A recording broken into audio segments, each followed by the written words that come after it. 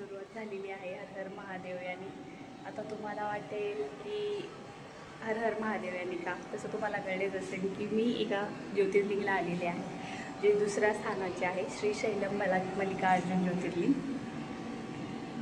आणि या ब्लॉगमध्ये मी एकूण एक डिटेल माहिती देणार आहे.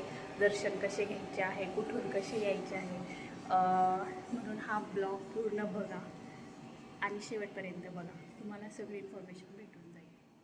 जर तुम्ही फ्लाईटने येणार असेल तर तुमच्या नियरेस्ट एअरपोर्टपासून तुम्ही राजीव गांधी इंटरनॅशनल एअरपोर्टला येऊ शकता, जे की हैदराबादमध्ये आहे. आणि तिथून पुढे तुम्हाला हैदराबादमधून डायरेक्ट श्रीशैलमला जाण्यासाठी बसेस आहेत किंवा तुम्ही प्रायव्हेट टॅक्सीसुद्धा करू शकता. जर तुम्ही रेल्वेने येत असाल तर तुम्हाला नियरेस्ट रेल्वे स्टेशन हे मार्कापूर रोड आहे श्रीशैलमपासून. ते ऑलमोस्ट 83 किलोमीटर आहे आणि तुम्हाला तिथून इझिली बसेस किंवा प्रायव्हेट टॅक्सी भेटू शकतात. थर्ड ऑप्शन आहे की तुम्ही तुमच्या प्रायव्हेट व्हेकलने येऊ शकता. तर शेवटचा ऑप्शन आहे बस, जो की मी प्रेफर केला होता. मी पुणे टू हैदराबाद आणि हैदराबाद टू श्रीशैलम हा बसने प्रवास केलेला आहे टोटल. जर तुम्ही प्रायव्हेट बसने येत असाल तर तुम्हाला हैदराबादमध्ये शेवटचा स्टॉप आहे लकडी का पूल. तिथून पुढे तुम्हाला रिक्षा किंवा मेट्रोने तुम्ही MGBS बस स्टेशनला जाऊ शकता. MGBS बस स्टेशनवर पोहोचल्यावर तुम्ही 23 नंबरच्या प्लॅटफॉर्मवर जाऊ शकता. तिथे तुम्हाला कंटिन्यू श्रीशैलमसाठी बसेस भेटतील. त्या AC किंवा नॉन AC असेल. श्रीशैलमला पोहोचण्यापूर्वी तुम्हाला एक नल्ला मल्ला फॉरेस्ट लागेल.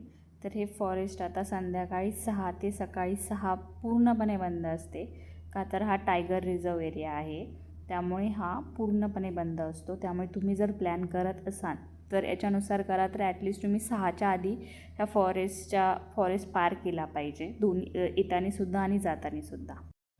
आता नल्ला मल्ला फॉरेस्ट पार केल्यानंतर पुढे येते ते कृष्णा नदी, जी की आपण तेलंगणा आणि आंध्र प्रदेश यांची बॉर्डर म्हणू शकतो. तो जो ब्रिज दिसत आहे तो ब्रिज पार केला की आंध्र प्रदेशचा एरिया लागतो. आणि ह्याच कृष्णा नदीवर बांधलेले आहे श्रीशैलम डॅम. तुम्ही हा बघू शकता. आता सध्या त्याचा म्हणजे पाऊस नाही आहे, पाणी कमी आहे, त्याच्यामुळं हा व्ह्यू असा आहे, पण छान व्ह्यू आहे. पोस्ट मान्सूननंतर ह्या डॅमचा व्ह्यू तुम्हाला अशा प्रकारे बघायला भेटेल. ज्योतिर्लिंगला तर पोहोचला, पण आता ज्योतिर्लिंगबद्दल आधी थोडी माहिती जाणून घेऊया की हे ज्योतिर्लिंग इथेच का बनले आहे. एक दिवस कुमारस्वामी कार्तिकेय आणि आपले लाडके गणपती बाप्पा यांच्यामध्ये वाद चालू होता की आधी लग्न कोणाचे करायचे. मग ह्या दोघांमध्ये हस्तक्षेप करून देवोके देव महादेव यांनी बोलले की जो ब्रह्मांडाची परिक्रमा सर्वात प्रथम पूर्ण करेन आपण त्याचे लग्न अगोदर लावून देऊ. तर कार्तिकेय यांचे वाहन मोर होते. ते पटकन मोरावर बसले आणि परिक्रमा करायला निघून गेले. आता गणपती बाप्पा यांचे वाहन मूषकराज. तर हे शक्यच नव्हते की ते सगळ्यात आधी परिक्रमा पूर्ण करून येतील, म्हणून मग त्यांनी युक्ती लढवली आणि आपल्या आईवडिलांना ब्रह्मांड मानून त्यांचीच परिक्रमा पूर्ण केली. हे सगळे पाहून माता पार्वती आणि शिवजी दोघेही प्रसन्न झाले आणि त्यांनी गणपती यांचा विवाह लावून दिला.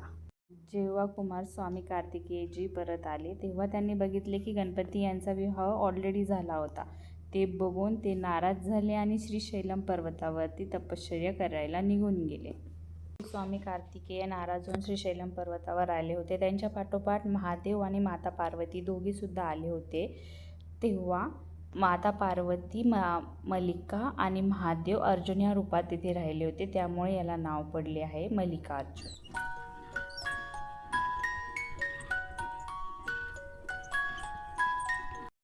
आता जेव्हा तुम्ही श्रीशैलमला पोचताल तेव्हा राहण्यासाठी तुम्हाला श्रीशैलम यांच्या ऑफिशियल वेबसाईटवरून काही सदन भेटतील, जसे की तुम्हाला इथे दिसत आहे मल्लिकार्जुन सदन. तर तुम्ही फॅमिलीसोबत असाल तर तुम्ही हे सदन त्यांच्या ऑफिशियल वेबसाईटवरनं बुक करू शकता. आणि जर तुम्ही बॅचलर असाल तर तुम्हाला डॉर्मेटरी आहेत. जेव्हा तुम्ही दर्शनासाठी जाल तेव्हा तुम्हाला आतमध्ये लगेज आणि मोबाईल फोन हे अलाव नाही आहे. त्यांनी बाहेर अशी लगेज आणि मोबाईल फोन ठेवण्यासाठी सुविधा केली आहे. तिथे तुम्ही लगेज आणि मोबाईल फोन दोन्ही ठेवू शकता. आणि जर तुम्ही स्पर्शदर्शन करणार असेल तर स्पर्शदर्शन करणाऱ्यांसाठी सेपरेट जागा आहे. दर्शन करण्यासाठी पण 4 प्रकार आहेत. एक फ्री दर्शन, 150मध्ये शीघ्र दर्शन, 300मध्ये अतिशीघ्र दर्शन अँड 500मध्ये स्पर्श दर्शन. मी तर प्रेफर करेन स्पर्श दर्शन करणे, कारण की स्पर्श दर्शन केल्यावर जी फिलिंग येते ती खूप वेगळी आहे. आणि खूप कमी ज्योतिर्लिंग आहेत जिथे आपल्याला स्पर्श दर्शन करता येते. हे तुम्ही बघू शकता, बाहेरून काढलेले व्हिडिओ आहे, जे की चारही साईडने 4 गोपुरम आहेत. आणि जे बरोबर मधोमध दिसत आहे ते मेन ज्योतिर्लिंग आहे. आणि त्याच्या साईडला श्री ब्रह्मरमा देवी टेम्पल आहे, जे की एक शक्तिपीठ आहे. आणि जर तुम्ही स्पर्शदर्शन करत असाल तर तुम्हाला प्रसादाचे लाडू फ्री भेटतात. एका स्पर्शदर्शन मागे 2 लाडू भेटतात. दर्शन झाल्यावरती तुम्ही तिथे लोकल मार्केट एक्सप्लोर करू शकता आणि शॉपिंग करू शकता. तर आता मी तिथे एक मोठी चूक केली, जी आमच्या मुलींच्या दृष्टिकोनातून मोठी असेल. मेन म्हणजे की आम्हाला फोटोशूट आणि व्हिडिओ काढायला खूप आवडतात. तर मी तिथे मार्केटमध्ये विचारले होते की इथे फोटो काढण्यासाठी कोणती प्लेस चांगली आहे. तर त्यांनी मला हे फ्रंट गेट दाखवलं, जे की पूर्ण गेटमध्ये बंद होता आणि मंदिराचा व्ह्यू प्रॉपर व्यवस्थित येत नव्हता. तर तुम्हाला प्रॉपर फोटोशूट करायचं असेल तर तुम्ही मंदिराच्या एक्झिट गेटला जावा. दर्शन करायच्या आधी तिथे तुम्हाला प्रॉपर व्ह्यू भेटेल फोटोशूट करण्यासाठी आणि खूप छान फोटो येतील. आत्ताच मी स्पर्शदर्शन करून आलेले आहे. स्पर्शदर्शन करण्याची जी फिलिंग आहे ना, ती खूप जगावेगळी आहे. ज्योतिर्लिंगला येत आहे तर काही मोजकेच असे ज्योतिर्लिंग आहे जिथे आपल्याला स्पर्शदर्शन करता येते. त्यातले हे श्रीशैलम मल्लिकार्जुन एक आहे. सो येण्याआधी स्लॉट बुक करा. आजचा ब्लॉग इथंच संपत आहे.